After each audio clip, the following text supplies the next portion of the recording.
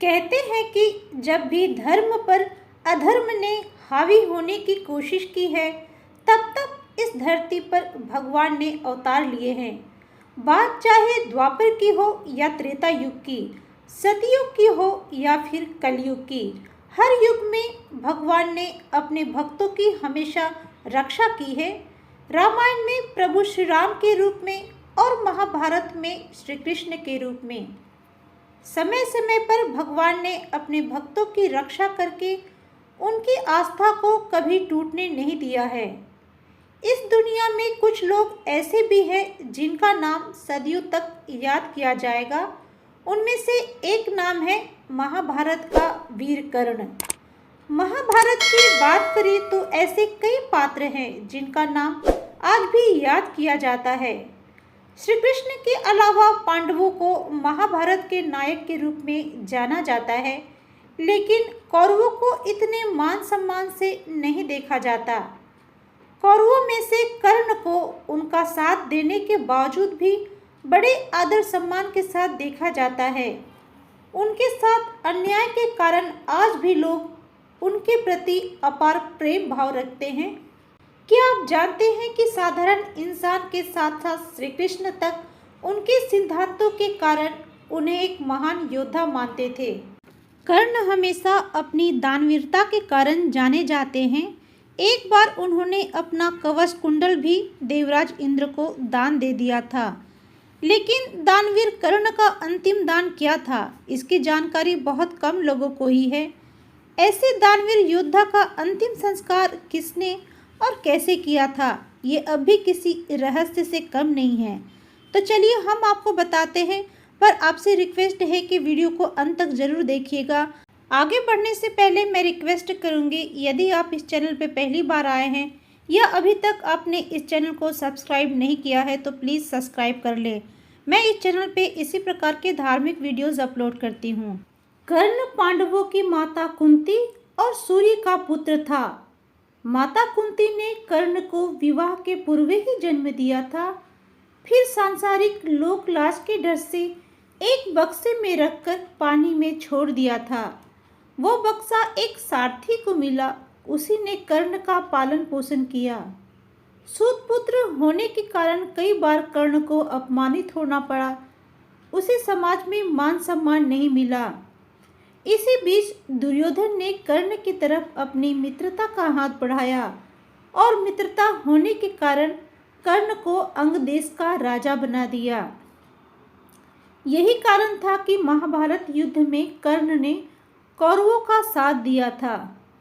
द्रौपदी ने भी उससे विवाह करने से इनकार कर दिया था, जिससे कर्ण पांडवों से नफरत करने लगा था।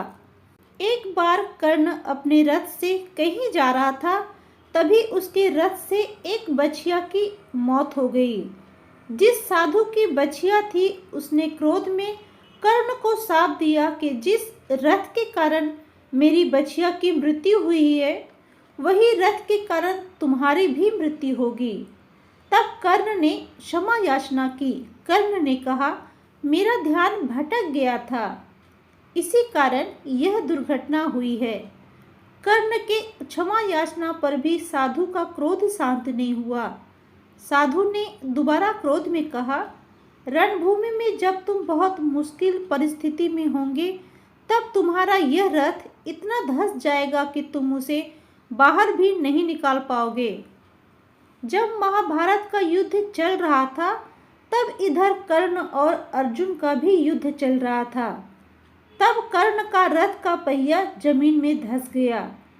तब कर्ण ने भीष्म पितामह के बनाए नियमों की बात करते हुए अर्जुन से कहा, हे अर्जुन, जब तक मैं रथ का पहिया जमीन से न निकाल लूं, तब तक तुम मुझ पर आक्रमण नहीं करना। यह सुनकर अर्जुन रुक गया। तब भगवान श्री कृष्ण ने कहा, अर्जुन तुम रुके क्यों, तीर मारो। तब अर्जुन ने कहा, भगवान यह तो युद्ध के नियमों के खिलाफ है। तब भगवान श्री कृष्ण ने अर्जुन को याद दिलाया कि अभिमन्यु युद्ध में अकेला योद्धा था। तब कर्ण समेत 7 योद्धाओं ने उस पर आक्रमण क्यों किया था?